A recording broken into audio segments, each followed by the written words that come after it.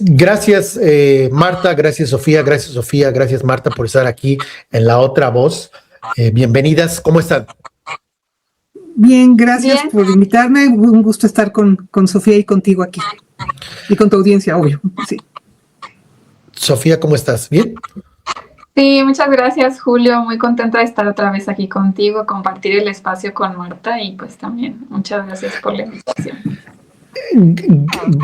Quiero agradecerles mucho por su tiempo, porque el tiempo es oro, y que estén aquí y nos regalen sus opiniones es importante y se agradece muchísimo. Déjenme comenzar preguntándoles, quien quiera entrar primero, sobre el triunfo de la derecha en Chile y sobre las posibles implicaciones en México rumbo al proceso no del 27, sino del 2030. Y la pregunta que les hago y que yo me hago es, ¿por qué México no puede avanzar o virar hacia no la derecha, sino la extrema derecha? ¿Qué nos hace diferentes? ¿Estamos vacunados? ¿Estamos muy avispados? ¿Somos una especie diferente? Sí, en Chile, en Bolivia, Argentina, Ecuador, El Salvador, Honduras, Estados Unidos, ya no hablemos de Europa. ¿Qué nos hace diferente o qué hace el sistema político mexicano diferente para que no avance la derecha? No sé, tú, Sofía, yo, ¿quién empieza? ¿Cómo quieres? Si quieres empezar tú, Marta. Bueno, así como que vacunados, ¿no? Pues ya estuvimos con una derecha terrible con el PAN y el PRI durante los últimos años del PRI, y con el PAN, pues con la derecha. Yo estoy de acuerdo, alguna vez lo he leído en alguna parte, pero también lo decía Andrés Manuel, para mí toda la derecha es ultraderecha, la verdad. Más hipócrita, más grotesca, más contenida dependiendo de los tiempos, pero creo que pues toda es ultraderecha y pues que lo que quiere es favorecer solamente a unos cuantos, y donde la verticalidad, la exclusión, pues son sus banderas, ¿no? México no está vacunado, pero sí, ahorita en este momento estamos viendo una etapa distinta a la que están viviendo otros países como los que acabas de mencionar. Puede virar a la derecha otra vez, irse en este péndulo que se está yendo ahora por ese lado.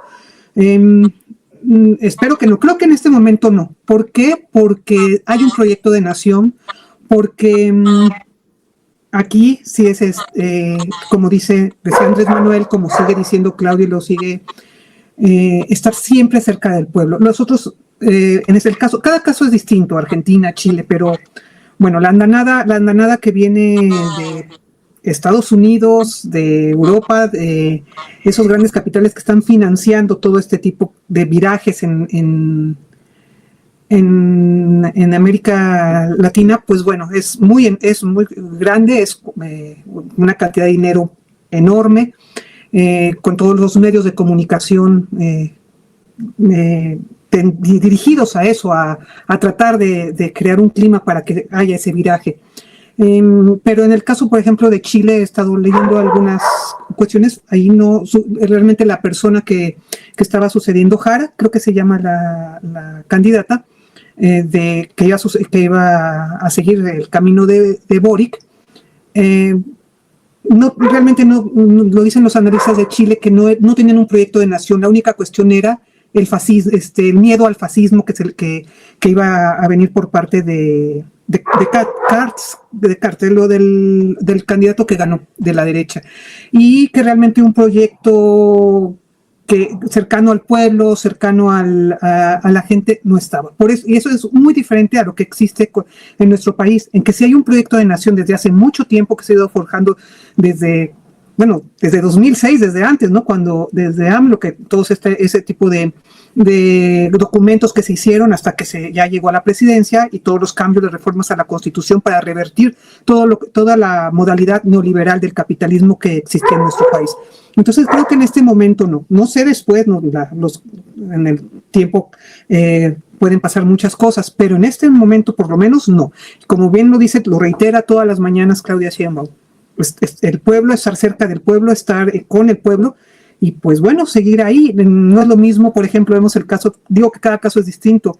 ¿Qué diferencia lo que decía Milei antes de las elecciones o cuando antes de estas elecciones que se ganaron en Argentina? Tu discapacitado es tu problema. Así era su campaña. ¿Qué diferencia? ¿Qué tiene que ver con este programa social tan grande que está en la Constitución para los discapacitados? Esa es una. Ya ni se diga, bueno, la reivindicación de Cartes por Pinochet, por ese autoritarismo de ese tiempo, que en la verdad en los hechos no va a poder ir. Por eso tan es así que utilizó la democracia en un golpe de Estado como llegó Pinochet.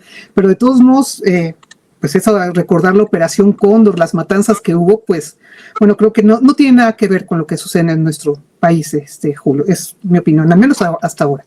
A ver, déjame provocarte. O sea, los argentinos, los chilenos son más descorazonados que los mexicanos, porque creo que es...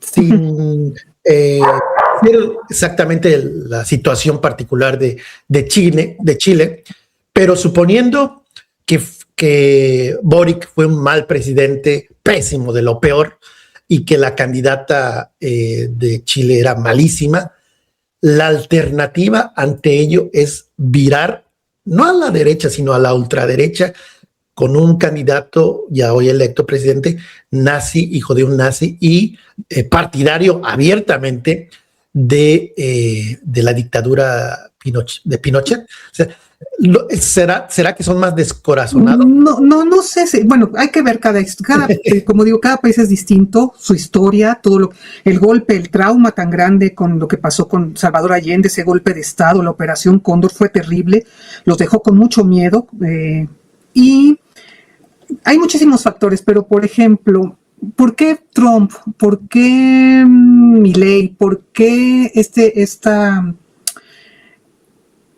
este viraje a la extrema derecha, como dices tú, a la derecha de este tipo, y no seguir con el progresismo, entre comillas, diría en el caso de Boric, pero yo no sé si fue mal presidente o no.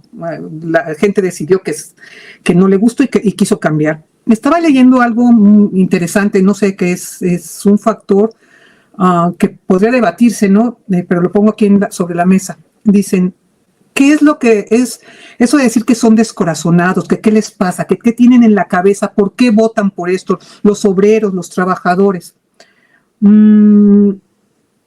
los pobres.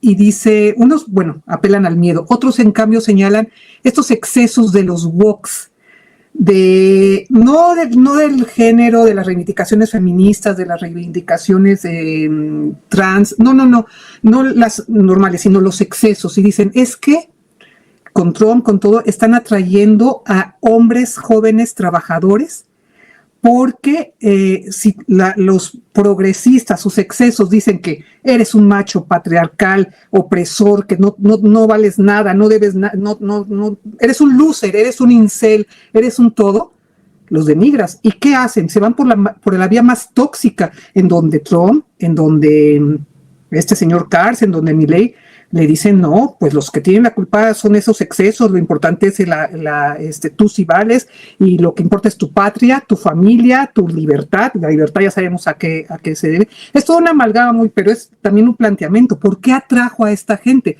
Si están, incluyendo a Trump, como te digo, ¿por qué? Porque al final son gente pobre que se siente resentida, que se siente mal, y que estos de la derecha, estas campañas supieron atraerlos por ese lado, con el miedo, con el odio hacia el otro, hacia la mujer, hacia los trans, hacia todo, pero supieron, porque del otro lado también, si nada más están recibiendo palos y palos y palos, el que eres de lo peor, pues no, entonces apelar eso. Pero además es una amalgama muy rara. Por un lado, una libertad en lo económico, pero por otro lado un conservadurismo que se disfraza de apelando a la patria, apelando a la familia, pero por otro lado también no les es suficiente, no les sirve, porque también algunos han dicho no, que la vivienda, y trata de usar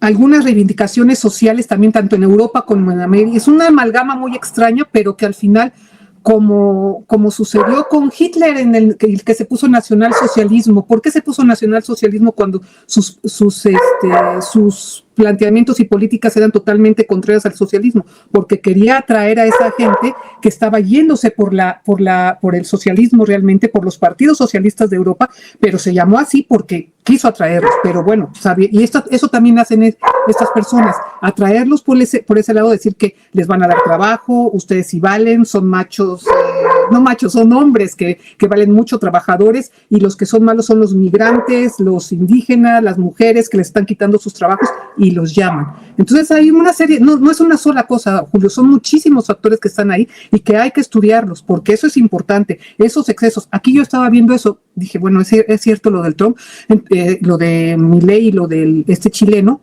y de todos los de Europa que están de la extrema derecha que está apelando a estos hombres. Entonces, Andrés Manuel y Claudia han sido muy inteligentes, y no solo eso, es por convicción. AMLO que decía, no soy feminista, soy humanista. Y primero los pobres, eso fue lo primero, porque ellos, los otros, tanto los demócratas de Estados Unidos, que querían fragmentar las luchas y quitar la lucha de clases por estas otras luchas de la identidad de género y todo. No, aquí es todo. Claudia es una mujer y que dice, es tiempo de mujeres, pero no ataca a los hombres. Ella no los ataca. Ella, al contrario, es a todos los discapacitados, a todos los pobres, a todos los adultos mayores, no nada más a las mujeres, también a ellas, pero están otro tipo de políticas. Ese humanismo que están introduciendo es lo que también yo creo que ha servido como vacuna para estas cosas, al menos hasta ahora. Los excesos, que bueno, que pueden darse mucho y que, pues bueno, pueden también platicarse y debatirse, pues bueno, ya se verán. Pero hay que ver todo esto. Yo creo que son muchos factores, muchos elementos que deben considerarse, Julio. Sofía, la misma pregunta. Bueno, yo creo que Chile está enfrentando circunstancias muy interesantes. Bueno, la victoria de José Antonio Cast, como ya también lo mencionaba Marta, de una persona que pues es abiertamente pinochetista, que ha hecho pues una campaña abierta extremadamente de derecha, y que también pues es el primer candidato que gana en Chile desde 1990, cuando acaba la dictadura de Pinochet en Chile.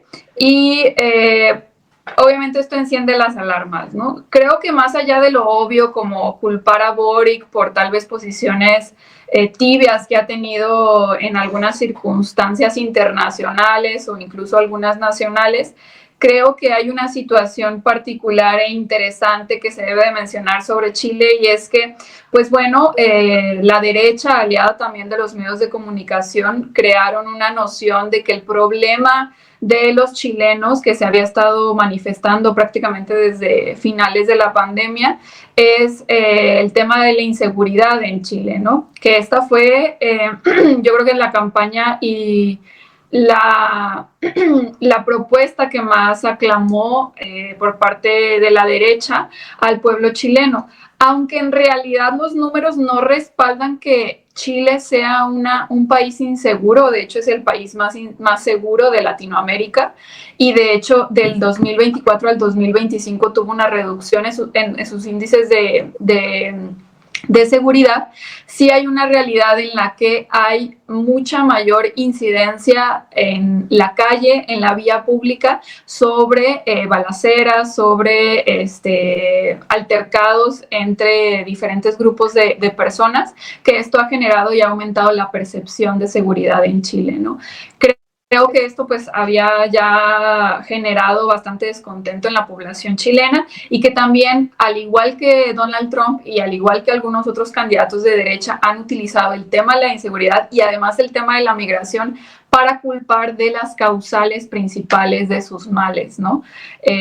Creo que esto nos deja como muchos recordatorios sobre cómo los intereses de la ultraderecha no están alineados solamente en un país, sino a un nivel internacional, y que reciben apoyo de diferentes espacios, tanto de Estados Unidos como de otros intereses extranjeros que se manifiestan en las diferentes latitudes, en especial de Latinoamérica, y me parece que la inspiración, por decirlo de alguna manera, que ha generado Donald Trump en el continente, pues es muy preocupante y no deberíamos de tomarla a la ligera, ¿no? No es por nada que ya varios países de Latinoamérica, desde Argentina, el Perú, ahora Chile, pues empiezan a dar un giro a la derecha, y creo que debe de mantener a la izquierda latinoamericana y sobre todo acá en México, pues alerta, ¿no? Considerando que ningún triunfo se debe de dar por sentado, las victorias no se dan de gratis, y que aquello que se promete, al menos podemos decirlo en nuestro país, aquello que se promete se debe de cumplir, porque ese fue el mayor triunfo de Andrés Manuel, es haber cumplido con su palabra. Y yo creo que eso es lo que generó este bono democrático que hemos visto hasta el día de hoy en nuestro país, ¿no? Tienes razón, Sofía, en cuanto a la parte de la migración y la inseguridad. Fueron de los temas que prácticamente eran los temas de los debates, de la propaganda, de la publicidad de los candidatos. Y creo que es algo muy similar a lo que pasó en Estados Unidos, ¿no? Que el chivo expiatorio es el migrante, y por ende la inseguridad se debe a lo exterior, los de fuera, los haitianos, los venezolanos. Y creo que es llamativo, llama la atención, creo que a la gente le llama la atención, y ven, pues sí, si nos está yendo mal es porque pues hay más inmigrantes, nos están robando los trabajos, nos están causando inseguridad. Creo que sí se puede entender. Y también creo que, no sé cuál sea la estadística, pero pues muchos jóvenes no vivieron la dictadura, ¿no? Es algo lejano, es algo que les es ajeno, ¿no? Creo yo, más allá de si hayan vivido la dictadura o no, me parece a mí que en Chile hay una noción bastante consciente, y es un país súper politizado, al igual que Argentina, respecto a estas luchas, ¿no? Y sobre todo, pues la dictadura pinochetista, ¿no? Que generó pues un impacto en su sociedad que creo que se mide más bien que en términos generacionales, en términos históricos, ¿no? Y creo que más allá de eso, porque muchas veces como que volteamos a ver a los jóvenes para querer explicar un cambio en las votaciones o en el giro, ¿no? A la derecha de ciertos regímenes políticos, pero creo que aquí no podríamos diferenciar entre grupos de edad, ¿no? Me parece que había un problema social que no estaba siendo abordado de manera adecuada por la izquierda, y que a pesar de que hay que mencionarlo, la candidata presidencial del Partido Comunista de Chile era una candidata fantástica con muchas capacidades. Sin embargo, creo que hay un fenómeno en la izquierda, al menos latinoamericana, en el abordaje de la inseguridad y el cómo abordar la inseguridad, porque nuestra visión siempre tiende a ser desde el bienestar, ¿no? El reforzar el bienestar, porque obviamente sabemos que esa es la solución a largo plazo. Sin embargo, sí creo que hay alianzas en la derecha que muchas veces impiden que estos mensajes puedan ser difundidos de manera masiva o entendidos de manera masiva, para que genere una confianza en la población, ¿no? ¿Cuántos años le tomó a Andrés Manuel invertir y explicar el tema de por qué el enfrentamiento directo al crimen organizado no iba a generar beneficios a nuestra población? Fueron más de 12 años en los que Andrés Manuel tuvo que ir pueblo por pueblo, municipio por municipio, reforzando, y que además se reforzó con la realidad que estábamos viviendo los mexicanos y las mexicanas, ¿no? Entonces creo que es un discurso que se tiene que aterrizar y explicar de mejor manera por parte de las izquierdas, en mi opinión, y que también creo que hay una cuestión bastante interesante en Chile, y es el tema del tráfico de armas, porque algo que también ha enfrentado México por el tema de la inseguridad, y como ya mencionaba anteriormente, aunque Chile no tiene índices de inseguridad altos, y como mencionaba es el país más seguro de Latinoamérica, este tipo de enfrentamientos también van de la mano del tráfico ilegal de armas, que pues no pueden explicarse más que por el mayor exportador de armas legales e ilegales del mundo, ¿no? Que pues es Estados Unidos, ¿no? Y creo yo que pues hay también intereses en Chile y algunos otros países de Latinoamérica porque pues sus gobiernos estén alineados con pues con Estados Unidos, ¿no? Y que no deje no pierda su influencia mundial, ¿no? Marta, algo más sobre el tema para finalizar este. Mira, es interesante. El voto se hizo obligatorio en Chile para estas elecciones. Y el 30% de la gente que votó a la derecha no había votado nunca, no le interesaba votar. Esta fue, o sea, que aquí quizás sí eran no tan politizados, o sea, aunque la sociedad chilena es muy politizada como por todo lo que les ha pasado, la verdad que el 30% que votó a la derecha no había votado antes, no le interesaba, no estaba tan politizada, era un 30% el que votó por eso, casi todos se votaron por la derecha, por este señor Cart, y bueno, no se puede negar, o sea, es verdad que no nada más se puede decir que los jóvenes viraron para la derecha, pero sí también por las redes sociales, por toda esta andanada mediática desde siempre. El marketing político que es en todos los países, cuando se les antoja, la violencia, la inseguridad. Siempre es eso. O sea, como dice Sofía, Chile es un país muy seguro y de todos modos les inoculan que el problema es la inseguridad. Toman los medios de comunicación una balacera y la magnifican. Entonces, pues siempre ese marketing político les va a servir. O sea, tuvieron 30 y tantos años o no sé cuántos años para como Andrés Manuel, ir la izquierda, ir también para decirles esto no, les falta mucho en ese sentido, o qué está pasando, o realmente la derecha ha tenido mucho éxito en estos países y no solo en estos, en Europa también para que los jóvenes, por las redes sociales, muchos jóvenes, ya vemos que no solo los jóvenes, porque te digo, el 30% de los que no votaron, sino que lo tuvieron que hacer porque ya es obligatorio, que no creo que sean los jóvenes, son otras personas que no estaban, es toda una amalgama, es toda esta campaña en que vamos a seguir del discurso de lo que dice Estados Unidos y lo que dicen los grupos de pensamiento, los medios de comunicación, que son, pues bueno, sus dueños son los están totalmente interesados en que regresen esta derecha en Latinoamérica, que no se vayan los que ya existen, que regresen los gobiernos tan cómodos aquí en México, por ejemplo, del PRI y el PAN. Aquí no son elecciones y todos los días también diciendo que sigue la misma inseguridad, por más que baje, van a seguir diciendo eso, porque van a magnificar un evento. Si así fuéramos, sería en todas partes. Basta ver en Estados Unidos, no hay cárteles, todas las pandillas, los pleitos de pandillas, todas las matanzas en los barrios de la gente afroamericana, en los barrios latinos, todos los días hay quién sabe cuántos muertos. Está prohibido allá decir que son cárteles, es por las drogas, pero simplemente dicen son pleitos de pandillas.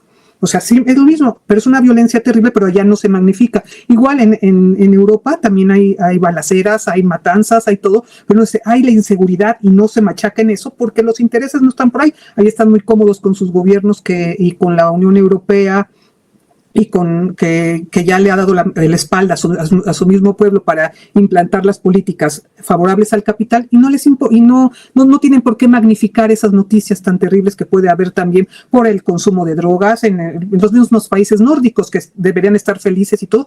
Hay un consumo de drogas bastante alta y seguramente hay matanzas ahí por eso, pero pues nada las magnifican y todo. Y también yo creo que la izquierda latinoamericana, los gobiernos progresistas deben encontrar la manera de intentar salirse de todo este marketing político, de todo este enfoque. Lo intentó Andrés Manuel, lo intenta Claudia en las mismas mañaneras para decir que contesten las preguntas sobre violencia, el gabinete de seguridad, ellos saben, y tratar de enfocar en otros temas tan importantes para México en su agenda como los que quieren ellos implantar. Pero es difícil, deben tratar de encontrar otras maneras en que no se crea en que se cambie esa percepción de la gente que lo más importante es ese tipo de cosas, aunque no haya tanta violencia como en el caso de Chile, aunque las tendencias de la violencia se estén bajando aquí en México, la derecha y sus medios siempre van a seguir machacando en ese asunto porque les conviene, Julio.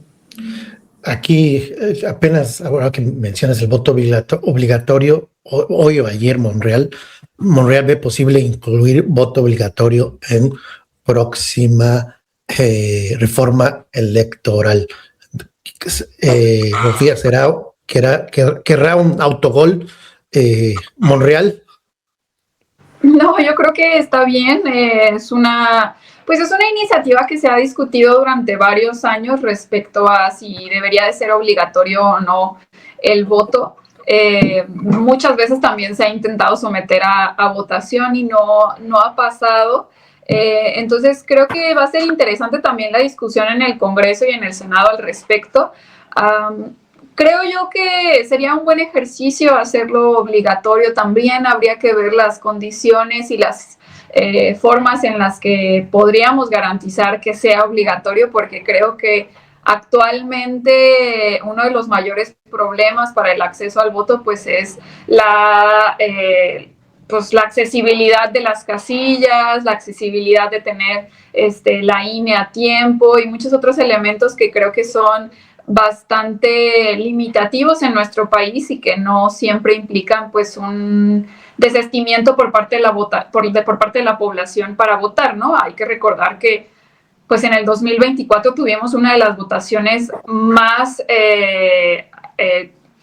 más votadas, ¿no? Fue una de las elecciones más votadas de los últimos 30 años, con un 80% de la votación del padrón electoral, ¿no? Entonces creo que pues esto nos habla de un despertar de la población mexicana por participar en los procesos democráticos, pero pues también habría que ver en qué términos se hace obligatorio la votación, ¿no? Y también considerar que pues, en momentos de elecciones intermedias baja la votación casi en un 20-30%, que pues sí también va a aplicar para las consultas, etcétera, ¿no? Creo que hay muchos elementos a considerar que serían interesantes y que veremos pues si realmente refuerzan nuestra democracia, aunque yo creo que actualmente pues está bastante reforzada con un 80% de la población que sale a votar en un país en el que la votación no es obligatoria, pues te habla de un deseo muy, muy grande por estar involucrados en la toma de decisiones, ¿no?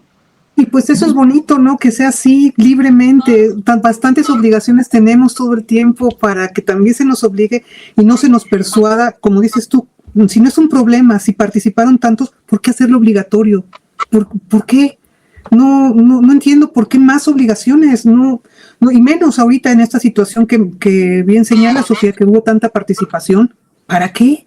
¿Para qué? Estamos tan llenos, estamos llenos de obligaciones de todo tipo, desde que nacemos hasta que morimos, de trámites, de cosas, y debe ser, pero yo me acuerdo cuando fue trámite, ¿no? O sea, creo yo que incluso sí para gente pero obligar, no. La palabra obligación, ¿no, Sofía? Yo me acuerdo con qué emoción va uno a votar sin necesidad que sea obligatorio en todas las votaciones con AMLO, pero que persuadió que estaba algo involucrado. La última, la de 2018, cuando al fin ganó, luego con Claudia, va uno con gozo, con todo. ¿Por qué meter la palabra obligación? O sea, así se ha funcionado, no es un problema ahorita. ¿Para qué? Bueno, yo no creo, pero bueno, como no soy la que manda, es una democracia y pues bueno, en mi opinión, ni al caso, o sea, no es un problema, hay cosas más importantes y pues ese aspecto lúdico que deben tener muchas cosas, la mayoría debería tenerlas así, si la tiene, ¿para qué quitárselo con la palabra obligación? Pero bueno, dicen los jóvenes, quizá muchos de los de 30% que fueron a votar por la derecha, le echaron la culpa, dicen, me están obligando a ir, yo ni quería, yo estaba en mi cama también, pues ahora voto en contra de quien me lo impuso. Pues sí, o sea, qué ganas de votar así, yo, la verdad, pero bueno, el debate, como bien se señala, pues eso es la democracia, ¿no? Pues no veo, o sea, perdón. Adelante, Sofía. No, es que, o sea, no creo tampoco que sea un perjuicio para la población. Habría que ver en qué términos se aprueba. Como decía, tenemos un 80% de votación que sabemos que es posible que se realice. Quiere decir que hay un 20% de población o del padrón electoral que no puede votar y que sería interesante analizar el por qué no votaron, ¿no? Condiciones de tal vez regularización de sus documentos, tal vez hay cuestiones de gente que salió del país, gente que no está residiendo en el país y diferentes circunstancias que creo que sería interesante analizar y que por eso creo que es muy interesante y será muy interesante la discusión en el Congreso, porque bueno, cuando uno establece una obligación, tiene que también establecer las condiciones para que esa obligación pueda ser cumplida. Por eso me parece importantísimo que esto implicaría una obligación bien interesante para el INE para garantizar las condiciones en las que se instalan las casillas, se da accesibilidad a la población para poder ir a votar, de cómo podrían ejercer su voto personas que están fuera de su residencia o de su domicilio de residencia, incluso dentro del propio país, ¿no? O sea, creo que esto sería muy, muy interesante analizar, porque significaría que el INE tendría que hacer un esfuerzo todavía más grande para garantizar el voto de muchísimas personas que tal vez no pudieron ir a votar porque no pudieron ir a las casillas especiales, tal vez porque su casilla queda muy lejos de su domicilio, etcétera, etcétera, ¿no? Adultos mayores que no tienen accesibilidad al voto por cuestiones físicas, personas con discapacidad. O sea, creo que hay una cantidad de variantes que en este sentido obligarían más al INE a ser, yo creo que un ente, una institución mucho más efectiva. Habría que analizar también, como digo, pues cómo está planteada la iniciativa, porque si solamente es el cambio de lo que dice la Constitución, ahí sí es una iniciativa incompleta y bastante deficiente, en mi opinión, ¿no? Tal vez, no sé si sea la solución, pero como lo hacen en Estados Unidos y en Canadá, extender la jornada electoral en lugar de un día, a lo mejor una semana, para que haya más tiempo, para que la gente tenga tiempo para votar. Dejen pasar al tiempo de la fiscalía, de la nueva fiscal, de que parece que está haciendo un buen papel, contrario a lo que pasó desde mi perspectiva con Hertz Manero, que era muy lenta. Se ve que hay una urgencia por parte del actual fiscal de dar el mensaje de que se está actuando. Está el caso del exgobernador de Chihuahua, lo más reciente sobre el empresario de Miss Universo, que tiene una orden de aprehensión, la persona que era muy cercana a García Luna también, todo muy rápido. Creo que es una buena señal, pero la pregunta es, ¿será necesario para evitar que se sienta que haya impunidad dentro de la 4T y para evitar darle excusas a la derecha, que un pez gordo, ligado a la 4T, tenga que caer para que se le pueda creer a la fiscalía de que está actuando independientemente y no solo está actuando contra las personas del bloque conservador o de la derecha del PRI-PAN? Marta.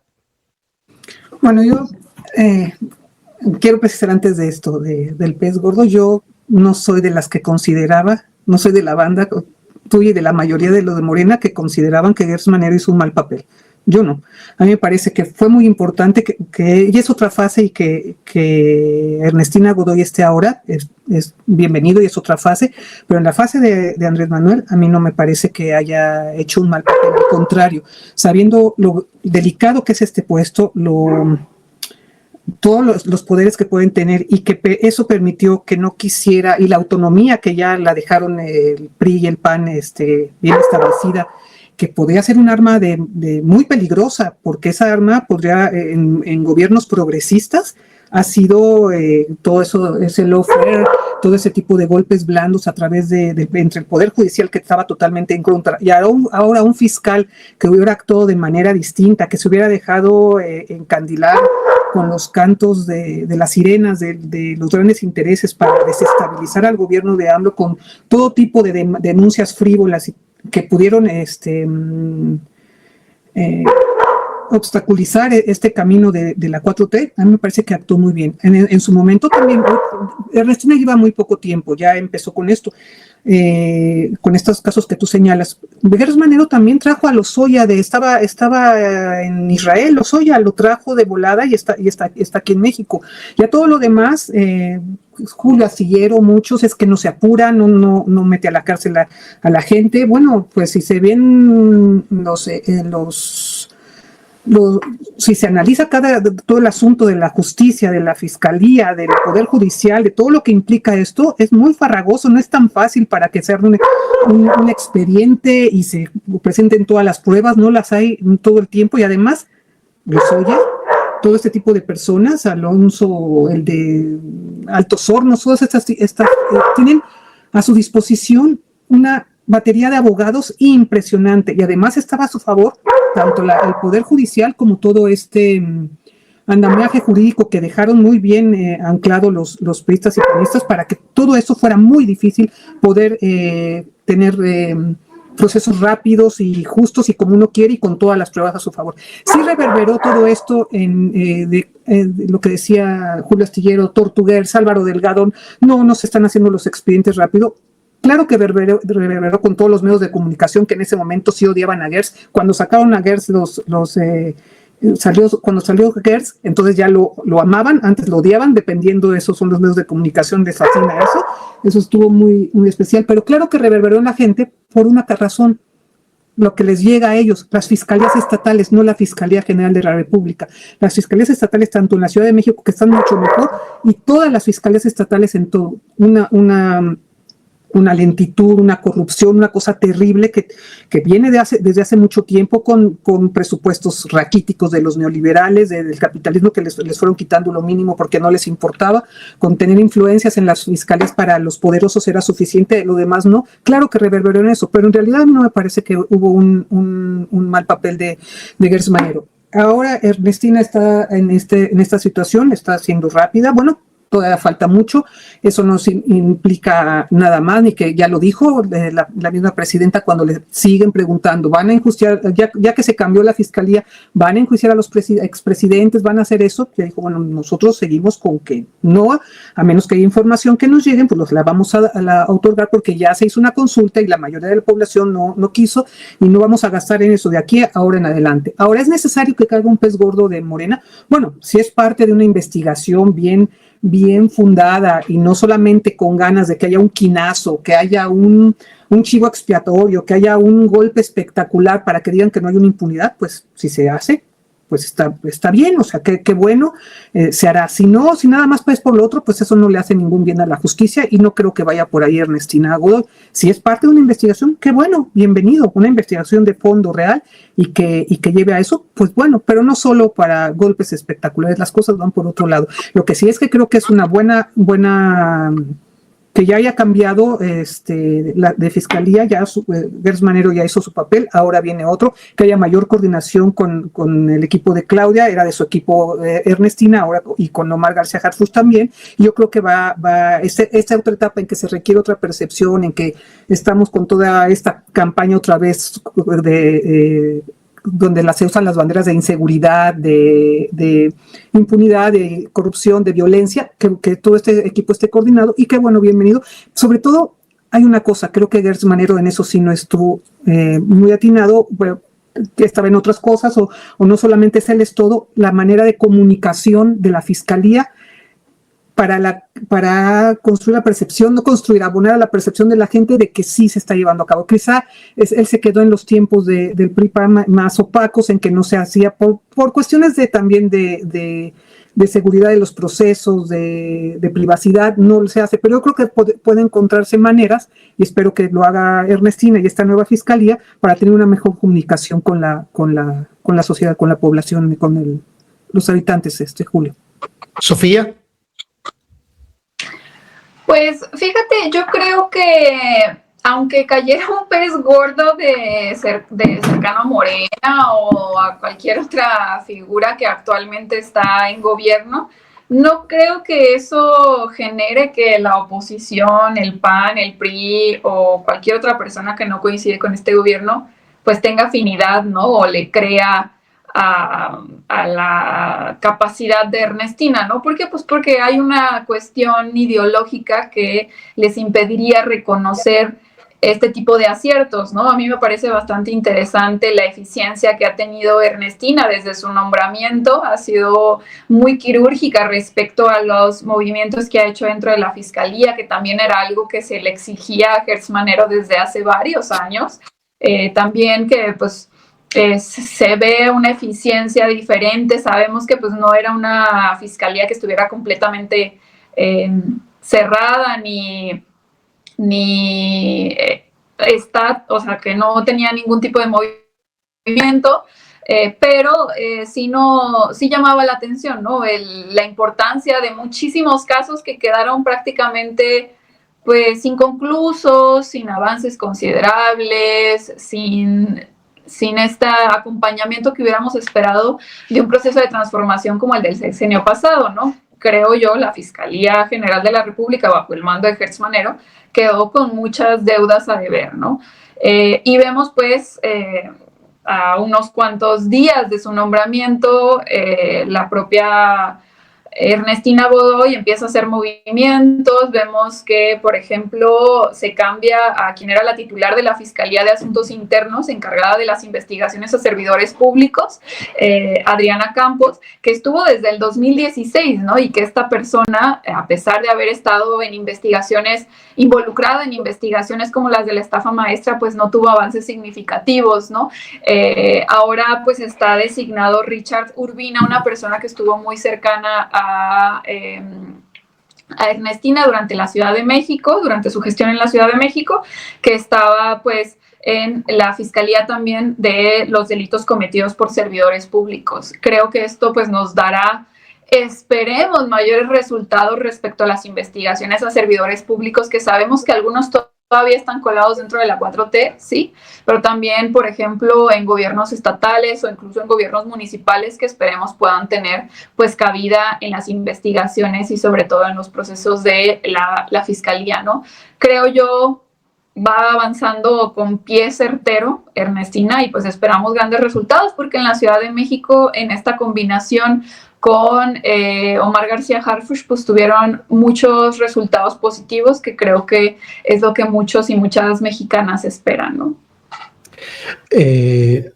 Un poco para contradecirte, Marta, o preguntarte sobre Gertz Manero. Se ha hablado de siempre, de toda la vida, que hay mucha corrupción en México, que hay corrupción de funcionarios públicos de alto nivel, de gobernadores. ¿Cómo explicar que si hay tanta corrupción, no hay un personaje, además de Lozoya y Ancira, que hayan rendido cuentas? O tal vez, te pregunto, o fue culpa de Andrés Manuel López Obrador, porque en su momento se hablaba de los gobernadores corruptos, Sonora, Pavlovich, Sinaloa, Quirino, Campeche, que estuvo momentáneamente, Hidalgo. ¿Quién más se me pasa por ahí otro nombre? ¿No hay tanta corrupción como se nos hizo creer? ¿O es muy difícil? Era todo un andamiaje, toda una serie de... Es muy fácil decir desde el punto de vista periodístico. No es tan fácil, porque se requiere también investigaciones periodísticas serias y para decir que un determinado gobernador, un determinado personaje público es corrupto. Lo que es que, pero es muy distinto el rigor periodístico al rigor jurídico. Para que alguien vaya, para empezar, para que se gire una orden de aprehensión se necesitan pruebas, indicios, indicios, unas pruebas iniciales para que se gire esa orden de aprehensión. Estas pruebas no son fáciles de conseguir, menos en esos niveles del que me estás hablando, de los gobernadores, ya ni se diga de los expresidentes, de los funcionarios. No es fácil encontrar esas, es casi imposible. No se dejan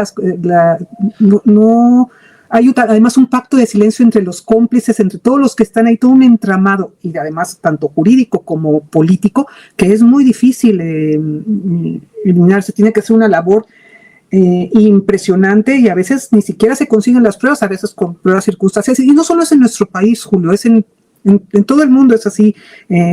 A veces dicen las élites se protegen en todas partes, y no es tanto que se protejan, bueno, sí se protegen en el sentido de que no dicen, no hay los testigos suficientes. Ya lo decía Andrés Manuel en lo de Ayotzinapa, la gente no habla, la gente no quiere hablar y no puede, y muchas estas situaciones de estos acuerdos en lo oscuro, esas corruptelas, no quedan plasmadas en un papel, y tienen toda una serie de abogados que les hacen y contabilidades creativas impresionantes para evitar que se dejen huellas. Es muy difícil hacerlo, se requieren muchos recursos de todo tipo, financieros, de humanos, de tiempo, para poder encontrar esas pruebas. Y aquí se dio, tú dices, es que ¿por qué Gertz Manero no hizo nada? las fiscalías no pueden, se tiene que presentar una denuncia, Julio, con pruebas para poder, no, la fiscalía no dice, ay, me acaban de decir esto de aquí que alguien mató, yo voy a ir a hacerlo. No es así, no es la fiscalía, se tiene que ir a presentar una denuncia primero. No es que la fiscalía lo abra y así. Y aparte de la denuncia, la recibe la fiscalía esta denuncia. Se tiene que girar una orden de aprehensión. Esa orden de aprehensión la gira un juez. No es, y para ello se tiene que presentar al juez unos indicios, unas pruebas, antes que nada, para que se gire. Y luego se arma el expediente. Y luego es todo el proceso judicial donde se presentan recursos, la acusada presenta recursos. Bueno, vamos al caso de Salinas Pliego. ¿Cuántos años lleva, Julio, presentando amparos, usando recursos? Bueno, la huelga de Cananea, son sindicatos, son personas. Después de 18 años ya se acaba de hacer. Son personas, y eso que tienen recursos para hacerlo. ¿Cómo le haces para esa situación? No es tan fácil. No solo aquí en México, en todo el mundo. No hubo la posibilidad, bueno, ya ahora con Ernestina se va a hacer y van a poder todos los gobernadores, ¿se van a dirigir todas las energías a eso o a lo que viene? No sé, ya digo la presidenta que al menos a los presidentes no, a los otros, pues no sé. Sofía, en ese mismo tenor sobre el fiscal o fiscalía, o es una leyenda, o sea, porque lo que argumenta Marta es que es muy difícil encontrarles algo, o nos sobrevendieron que los Beltrones, que Codiel, que Chong, que cualquier funcionario del gobierno priista más reciente de Enrique Peña Nieto, entonces no eran tan corruptos, o es muy difícil investigar, o no eran tan corruptos. Fíjate que en realidad lo que yo creo es que, bueno, hay que recordar que antes del 2018 el delito de la corrupción no era un delito considerado grave.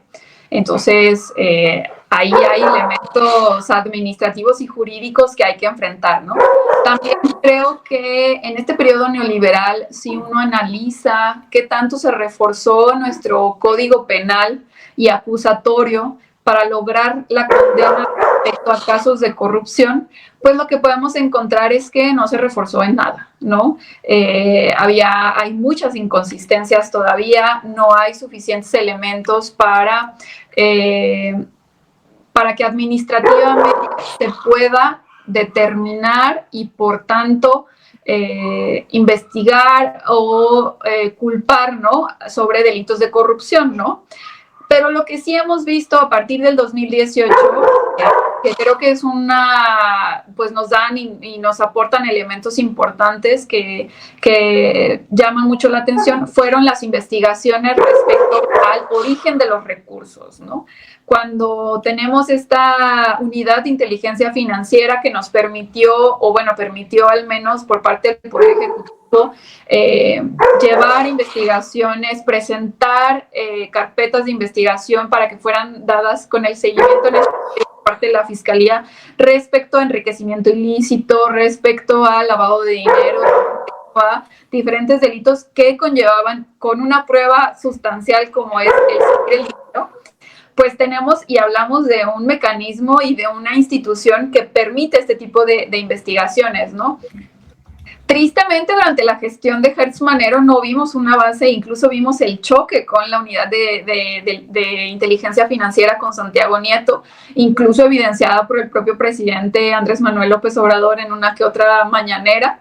Y también lo vimos después de la salida de Santiago Nieto con Pablo Gómez, ¿no? Que esta pues imposibilidad de llevar muchos de estos casos con la debida diligencia por parte de la Fiscalía. Creo yo que sí nos han vendido durante muchos años esta noción de que la corrupción no es posible sentenciarla, ¿no? En los últimos años, cuando hemos visto una sentencia o una persona que vaya a la cárcel por el delito de la corrupción, creo que podríamos decir que ninguno, si es que acaso hay algún otro.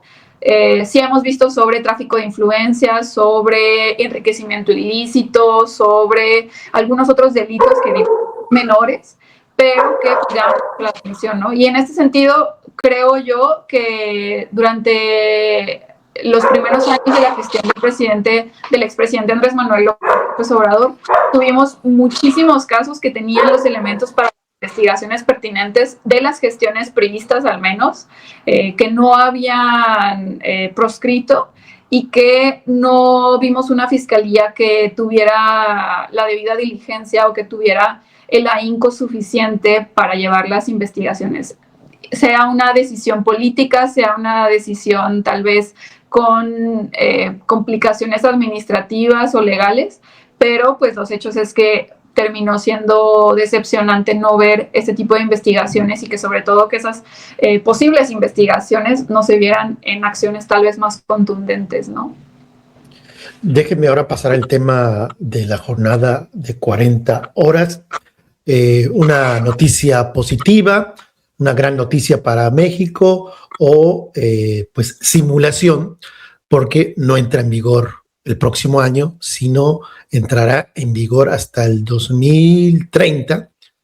Va a ser paulatino, y aquí no estoy muy bien informado, y perdón por no estar bien informado. Pareciese que en lo que se publicó no es oficial que haya 2 días de descanso, sino que permanece todavía un día de descanso. Marta, ¿simulación o una gran noticia? Perdón.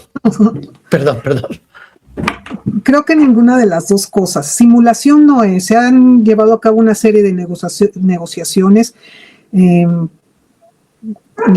el gobierno y los empresarios. Lo que pasa es que se nos olvida en qué contexto estamos, en un contexto donde realmente este tipo de estos intereses son muy fuertes en todo, y están muy reacios a cualquier conquista. Ya bastante lo del salario les ha pegado, todas las cuestiones laborales, las conquistas laborales que a partir de 2018 se han venido haciendo, ha sido muy, después de tantos años, desde los años 70 del siglo pasado, no había habido ningún cambio laboral, estaban totalmente cerrados para ello. Los empresarios no lo permitían para nada. Bastante se han logrado a partir de 2019 con las reformas a la ley del trabajo en materia de sindicatos, en materia de las juntas de conciliación y arbitraje, en el salario mínimo, y esto ha causado esto de las 40 horas que se exigen y que sería lo más correcto para que la gente pues se enfermara menos, viviera mejor los años que tenga de existencia. Todo esto sería excelente, pero pues son muchos intereses, se anquilosaron, se reforzaron muy bien todo el andamiaje jurídico existente, se reforzó muy bien, y todo el poder enorme de estos intereses pues es muy grande, estos empresarios, que bastante es esto, tanto el salario mínimo, lo que ha sucedido, como ahora que al menos sea gradual.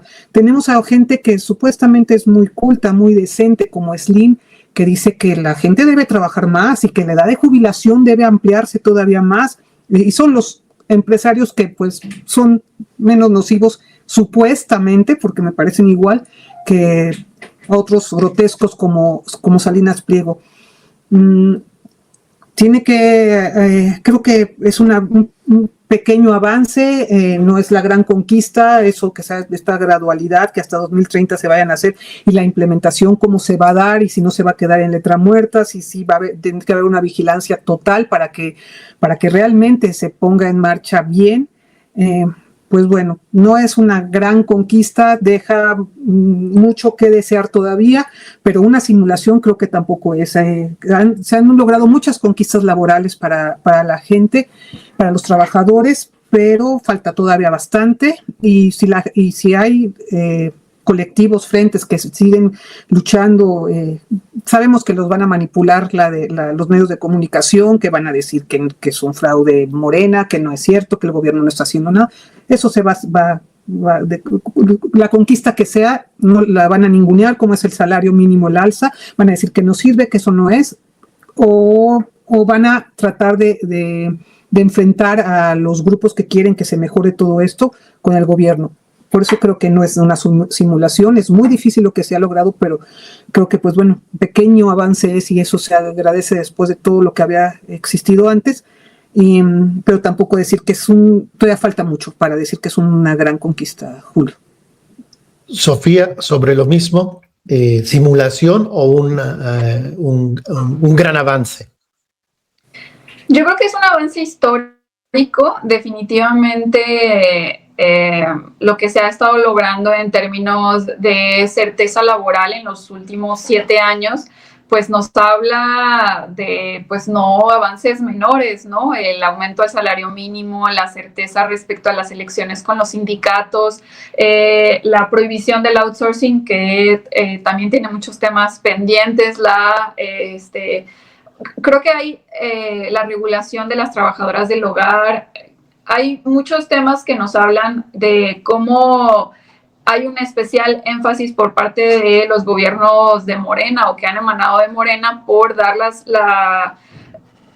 este paso del acompañamiento de los trabajadores y las trabajadoras de nuestro país. Sin duda, el tema de las 40 horas era una discusión que no se podía posponer más. Desde el año 2024 había estado habiendo movilizaciones e incluso antes, desde que una diputada morenista, que actualmente no me acuerdo de su nombre, pero que fue quien realmente puso la discusión en el Congreso, creo que era pues una necesidad y una exigencia bastante justa y necesaria en nuestro país, ¿no? Somos de los pocos países de la OCDE que trabajan y producen tanto y no son redituables sus salarios ni sus prestaciones, ¿no? Entonces, creo yo que pues esta discusión no se podía posponer más, la presentación de la iniciativa no podía posponerse más y la verdad creo que venga desde la Presidencia de la República, pues nos habla de un compromiso por parte del Poder Ejecutivo de nuestra Presidenta Claudia Sheinbaum por escuchar a estos colectivos que se habían estado organizando y manifestando, pero también por los grupos de trabajadores y de sindicatos que llevaban exigiendo esto durante ya varios años, ¿no? Creo yo que probablemente para muchos jóvenes la decisión de que sea una reducción paulatina, pues habla tal vez de que no vamos a ver tan pronto estos cambios, pero también creo que responde a ciertas necesidades que habían estado manifestando desde el sector empresarial y sobre todo de la adaptación de cómo serían este tipo de políticas, ¿no? Porque creo que desde que se empezó a hablar de la reforma, pues había muchas dudas sobre cómo adaptarlo, ¿no? Y creo yo, también hay una cuestión muy importante que no debemos de dejar de mencionar, que más allá de lo que nos pueda importar las grandes empresas que tienen la capacidad para absorber este tipo de cambios, tenemos que considerar también a las pequeñas y a las medianas empresas que pues conforman más de la mitad de las empresas que existen en este país, ¿no? Y que son conformadas por mexicanos y mexicanas y que necesitan un proceso de adaptación, ¿no? Creo yo y estoy a favor de un proceso de adaptación. Obviamente, pues esperamos pronto ver cambios y todos teníamos como esta ilusión de que pues pasara rápido en el Congreso, pero también entiendo la posición en la que está la presidenta, en la que quiere también pues quería sacar el acuerdo del salario mínimo, del aumento del salario mínimo y que obviamente no se viera perjudicado ni el próximo año ni los siguientes años de su sexenio para garantizar que lleguemos a un salario mínimo que pueda comprar 2 canastas básicas y media, ¿no? Entonces, pues creo que no es una meta menor y esperemos que esto sí se dé y se cumpla y tenga también pues la discusión necesaria en el Congreso y en el Senado. ¿Saben el dato del salario, el aumento del salario mínimo para el próximo año? ¿Es el mayor que se ha dado en mucho tiempo o similar a lo que se dio durante el sexenio de Andrés Manuel López Obrador? Creo que sí es significativo, no te puedo decir la cifra específica ni esa es del comparación. 13%. 13%. Uh-huh. Sí. Tal vez fue una negociación, ¿no? Un aumento significativo, 13% al salario mínimo y postergar la entrada en vigor de forma inmediata la jornada. Creo que es una negociación al final del día, ¿no? Sí, yo creo que en esos términos es en los que estaba, incluso lo mencionaba la propia presidenta, decir que en la mañanera presentas no solamente una reducción de la jornada laboral y una iniciativa de la reducción de la jornada laboral, sino también un aumento del salario mínimo, creo que nos habla de una cercanía con los sectores empresariales y sindicales para garantizar este tipo de avances, ¿no? Y recordemos también que incluso durante la pandemia el expresidente Andrés Manuel López Obrador garantizó el aumento del salario mínimo con estas negociaciones para que pues no quedara en vano su promesa de aumentar al doble el salario mínimo, ¿no? Y ahora ya para finalizar, para no quitarles más su tiempo y agradecerles que estén aquí en la otra voz, Sofía, Marta, la Suprema Corte, con esta decisión, aquí está en pantalla, que mencionabas, Sofía, que no es algo nuevo, sino que ya viene de atrás, pero sí me llamó mucho la atención que no se haya hecho mucho ruido. A lo mejor se hizo ruido cuando fue por primera vez presentado, pero a grandes rasgos dice: ahora los niños y niñas podrán elegir el género que quieran sin que sus padres lo puedan impedir.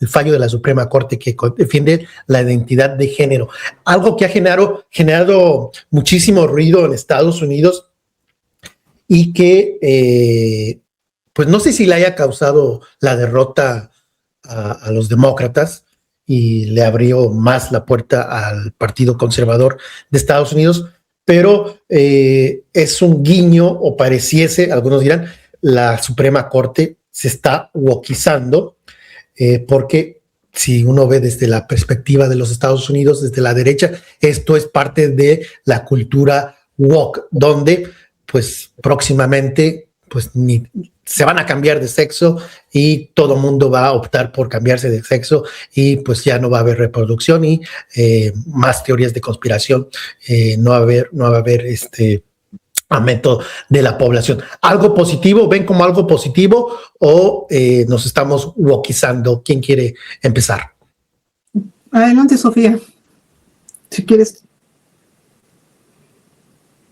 Bueno, sí, o sea, esto es un fallo de la Corte que ya había sido realizado durante el año pasado, en el que pues se determina que los códigos civiles estatales deben de garantizar y reconocer la autopercepción de género de los niños y las niñas, ¿no? De hecho, en estados considerados como conservadores, como Jalisco o Guanajuato, pues fueron procesos bastante importantes en sus congresos locales, porque siempre terminaban siendo estas iniciativas que dejaban en las congeladoras, ¿no?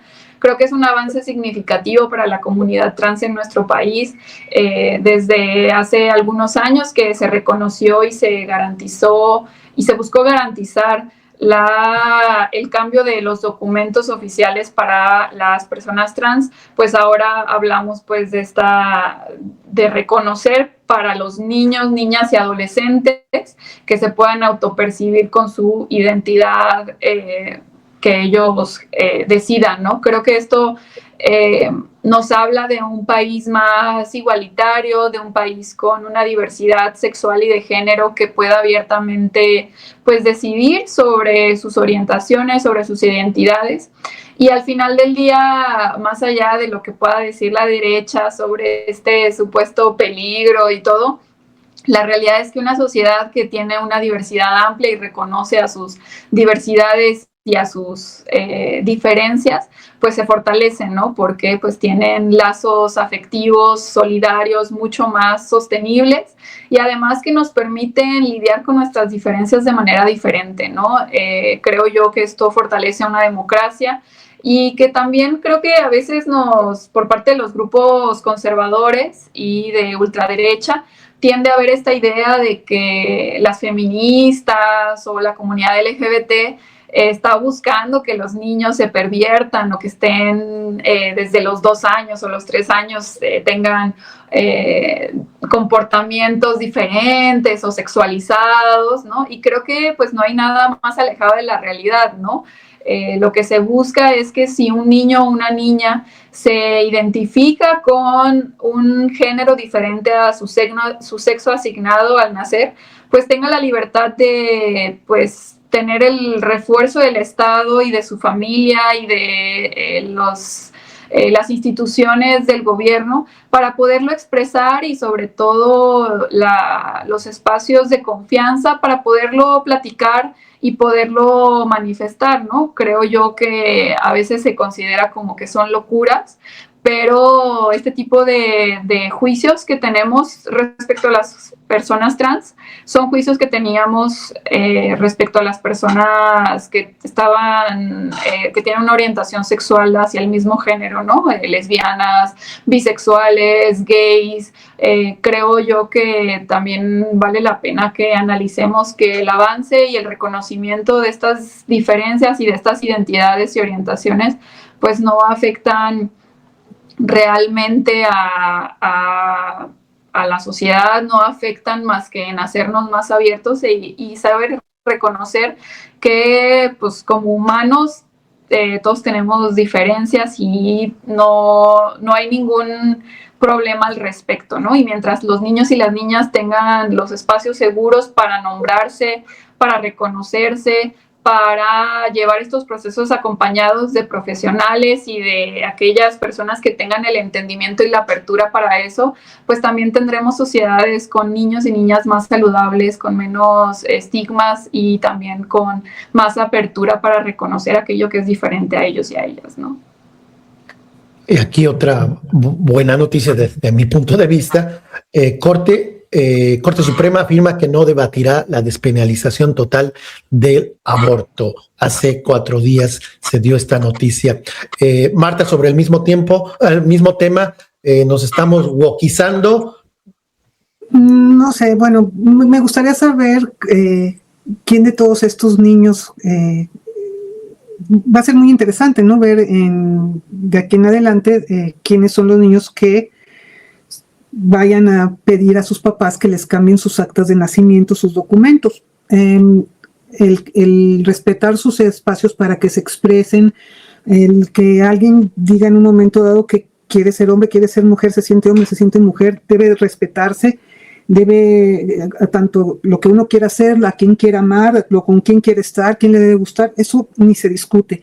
Ya de ahí a ya meterse en un berenjenal burocrático para cambiar los documentos, pues no creo que necesariamente vaya de la mano. Por eso va a ser muy interesante en lo venidero saber cuánto de esto es operativo, cuántos de estos niños van a hacer esos cambios. En mi opinión, no creo ser conservadora, no creo ser de derecha, hasta donde yo lo opino, pero las investigaciones científicas señalan que el cerebro de los seres humanos se desarrolla totalmente a los 24 años, solamente hasta ahí. Mientras tanto, tomar una serie de decisiones como decir que quiero y meterme en ese berenjenal burocrático para cambiar mis documentos, híjole, no sé si eso sea muy bueno. Supongo que debe haber personas que sí lo utilicen, no creo que sean muchas, por eso mismo, simplemente para eso. O sea, yo no creo, eso no es muy, debe ser también lo que cada quien vive, ¿no? Porque estos excesos que a veces se llegan, pues sí, si te obligaron a no querer a quien tú querías, de que no te gustara a quien tú te gustara, de que no pudieras usar pantalones o jugar a las muñecas si eres hombre, o usar pantalones si eres mujer, y te lo prohíben, pues claro que va a haber unas reacciones terribles de rebote, es obvio. Pero de ahí que se vaya al lado de que unos niños quieran cambiar su acta de nacimiento desde pequeños y meterse en esa cuestión burocrática, pues eso para mí sí es cuestionable. Si está abierta, ya está en ley, ya lo dijo la Suprema Corte. Yo ya no tengo ni voz ni voto en eso. Así va a ser, así es. Habrá que ver quién se lanza eso. Qué bueno que cuando yo estaba pequeña, en tercero de la primaria, 7 años, yo no quería ir a la escuela, yo quería ser hombre, le decía a mi mamá, porque yo quería usar pantalones, no quería usar falda. Mi mamá me dejaba usar pantalones y en la escuela, pues ni modo, se aguantaron y yo usaba pantalones porque me daba frío. Qué bueno que no estaba eso, ni se me ocurrió, ni una psicóloga le dijo mamá, ni una abogada, que se cambie de sexo y que cambien del acta de nacimiento. Qué bueno que no existió eso y que me vayan a obligar. Tiene razón Sofía que se ha caricaturizado y no creo que nadie vaya a obligar, ni las feministas ni los grupos, a quien no quiera hacerlo. No creo que hubo tampoco un gran debate en medios, mucha gente ni le importa, por eso yo creo que los del PAN tampoco hicieron tanta laraca, al menos aquí en la Ciudad de México ni nada, porque es un debate muy importante que se debe seguir haciendo, se debe ver qué va a pasar, porque igual los medios demonizan a las feministas que dicen que eso no debe ser, como a los trans diciendo que demonizan a esas situaciones diciendo que los trans van a obligar a todos los niños a eso.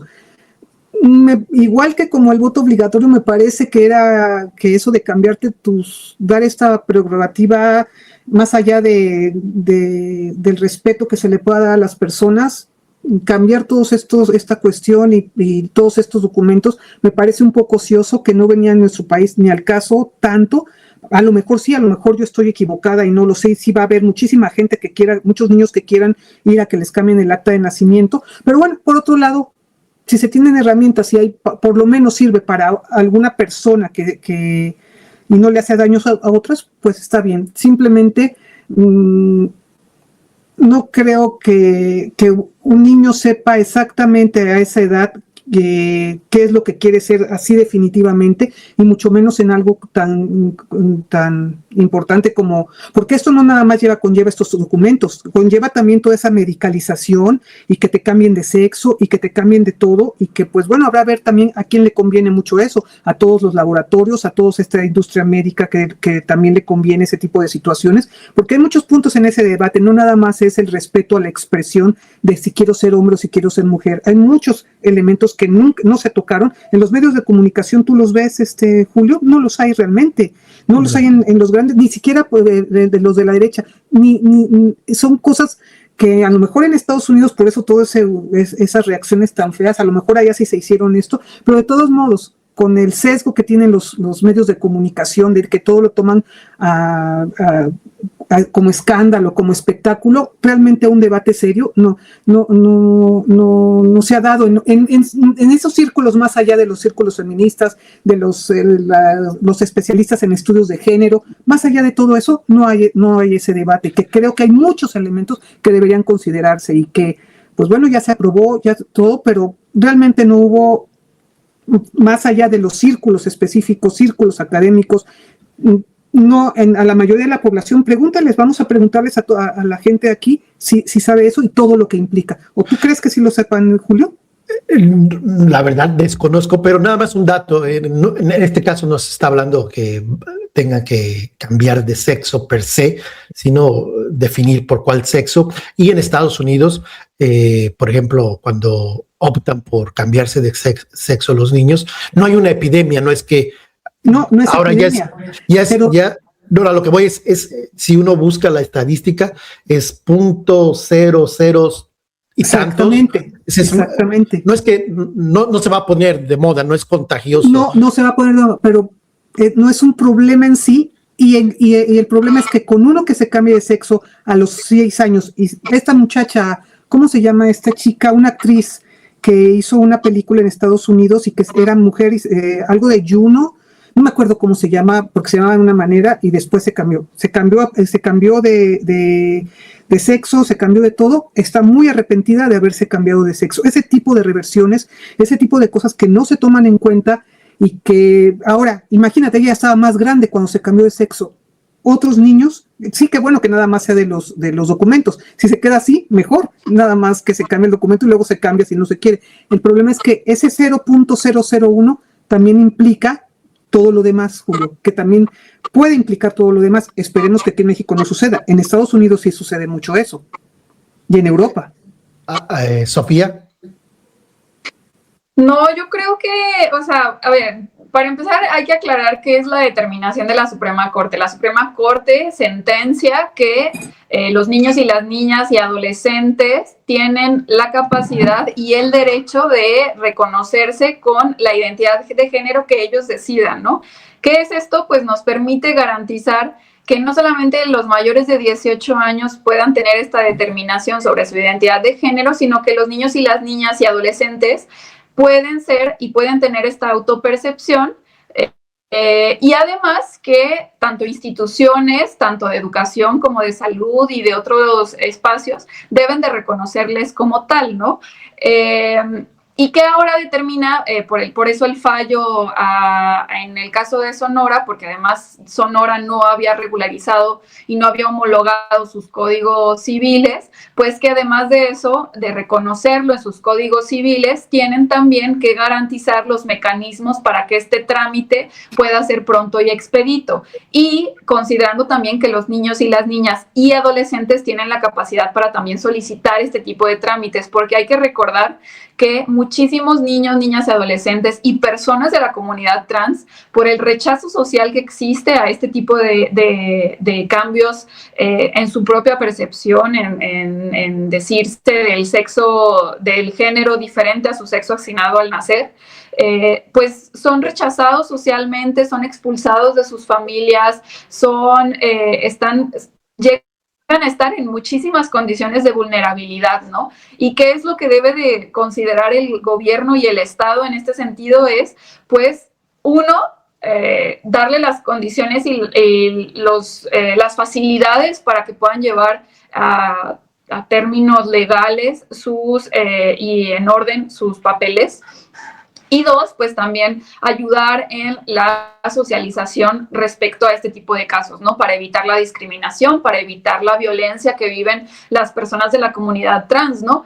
Y creo yo que se avale por la Suprema Corte de Justicia y que se permita, pues, el cambio de los documentos, pues no significa que miles de niños van a empezar a hacer cola para cambiarse en el registro civil su acta de nacimiento ni nada. Y entiendo que eso es no a lo que te refieres, Marta. No, de verdad que no. Sí creo que... No, yo lo sé, ¿no? Que no es eso a lo que te refieres, pero sí creo que no, como dice Julio, no es una moda. Creo yo que más y más jóvenes en este momento, por el rechazo que implica en sus familias y sobre todo al ser menores de edad, reciben un montón de trabas para poder garantizar sus cambios de género, ¿no? Y que creo que incluso quienes son mayores de edad, si uno conoce y tiene la cercanía con la comunidad trans, sabe que cuando una persona decide cambiar sus documentos es un suplicio realizarlo, porque no solamente es cambiar nuestra INE o nuestra acta de nacimiento, es cambiar prácticamente todos los documentos que se te han otorgado desde el momento uno en el que empezaste a ser una persona reconocida por el gobierno mexicano, ¿no? Esto implica certificados de primaria, certificados de secundaria, certificados de preparatoria, certificados si tuviste acceso a la universidad, certificados médicos, todo esto tiene que ser cambiado y creo que no logramos medir las complicaciones administrativas que esto significa para la comunidad trans y es por eso que la sentencia de la Corte nos habla de un avance, porque no es como que un niño de 6 años vaya a querer cambiar de un día para otro su identidad de género o que sea un proceso tan fácil para ellos, ¿no? Hay niños que lo manifiestan, pero durante muchos años empiezan a reforzarlo, ¿no? Y también hay que saber que el proceso de socialización respecto al género empieza a esa edad, ¿no? Entonces, de nuevo, o sea, reconocerlo no significa que vaya a suceder, ¿no? Quiere decir que si hay casos así, por ejemplo, de personas intersexuales que tienen ambos géneros, que puedan decidir si quieren ser reconocidas, por ejemplo, por el sexo femenino o por el sexo masculino, porque los niños y las niñas tienen el derecho de reconocerse como tal. Y creo yo que, de nuevo, o sea, generamos esta preocupación como, ay, no, es que cualquier cosa, ya la gente se puede reconocer como lo que sea, y no sé qué. Pues no, estamos hablando de una realidad que existe actualmente y que a veces caricaturizamos o llevamos como a esta idea de que es un perjuicio para los niños y las niñas, pero no estamos considerando que pues hay un montón de realidades que no alcanzamos a ver, ¿no? No solamente es aquellos que dicen, o aquellas personas que sí tienen su sexo biológico completo, sino también de las personas intersexuales, de quienes en muchas otras variedades que hay, ¿no? Porque la biología es muy amplia y hay muchas diversidades, ¿no? Así es. Entonces creo yo que pues es un adelanto y va, y aunque la determinación lleva ya un año, pues significa para Sonora que pues se tienen que poner ahora sí que en regla y que pues se le garantice a la comunidad trans sus derechos, ¿no? Yo siempre he creído que el derecho, estoy de acuerdo con la teoría que dice que el derecho debe tener una función pedagógica también, pero en este caso el que sean rechazados por sus padres los niños trans y todo esto, lo va a cambiar el que sea un acta de nacimiento. Espero que sí, el poder cambiar porque meterte en esa cuestión burocrática es un tormento no solo para las personas trans, sino para todos los seres humanos que vivimos en este mundo. O sea, cambiar una cosa es un infierno. Y meterse en esa burocracia, pues bueno, ojalá que sí, así sea. El fallo de la Suprema Corte, si ya estaba legislado, ya lo habían hecho, me parece bien porque tiene que homologarse todos. O sea, si ya estaban, eso no es la cuestión. ¿Qué tan, dices, Sofía, que tengan el derecho? Sí, el derecho sí, y también la capacidad. Realmente, pues bueno, tenemos la capacidad de eso, o por ejemplo el género fluido, que un día dicen que amanecen se sienten hombres y no quieren determinar un género, que al final eso sería lo mejor, porque no determinan un género, ni que soy hombre ni que soy mujer, sino que un día quiero comportarme como supuestamente los estereotipos de los géneros dicen que me voy a comportar y otro día quiero otro. En ese caso que también van a estar cambiando. Yo creo que hay muchísimas cosas que deben debatirse, no caricaturizarse, no decir que va a haber una epidemia todos y que todos van a cambiar porque uno se cambie, porque este fallo de la Suprema Corte. No es así, y creo que es un debate que debe de estar no solamente, como lo digo, en los círculos académicos, en las legislaturas, en todo, sino en todo, en todos los medios de comunicación, en todas partes, que le llegue a toda la gente, porque precisamente para cambiar que no se respete a la gente trans, a las mujeres, a todo tipo de personas, toda esa falta de respeto es solamente con que se cambien las subjetividades, y para cambiar las subjetividades no nada más es la ley, es que todo este tipo de debates se vean las implicaciones, las consecuencias de qué se trata, que cada uno diga su verdad, su diversidad, como bien lo señala, somos tantos, y no solamente es que tengamos nuestro sexo biológico, como tú dices, a veces se tienen cromosomas de una manera, órganos genitales de otra, son una serie de combinaciones que no podemos ver y que creo que toda la gente debería saberlo y no nada más quedarse en unos círculos, y que, bueno, si ya se hizo esto de la ley, qué bueno, pero que no se quede ahí. Para cambiar la subjetividad se hace falta más información, más debates razonados, libres y sin caricaturización, y que no sean nada más espectáculos ni que se queden solamente en círculos académicos. Julio, Sofía. ¿Algo más, Sofía o Marta, que les gustaría cerrar, o dan por sentado el tema y cerramos la mesa? Sí, no, yo ya. Parece que Sofía se quedó congelada, a ver si puede regresar, pero bueno, qué bueno que haya opiniones diferentes, no opuestas, pero hay diferentes perspectivas. Sí, opuestas no, porque de verdad que yo también creo que totalmente en la expresión de todas las preferencias de todo tipo, las subjetividades, de verdad, pero creo que no es tan fácil de uno ni del otro lado, Julio. Se requiere mucho debate entre todas las personas. Así es. Pues cerramos la mesa agradeciéndote, Marta, deseándote felices fiestas decembrinas, lo mejor para el próximo 2026, y ojalá puedas, aquí está Ojalá y puedan las dos estar el próximo año, agradecerles su tiempo. Y nada más, Sofía, si algo que te gustaría agregar sobre el tema o cerramos ya la mesa. Solo una pequeña aclaración, porque me parece pertinente decirlo respecto a esto.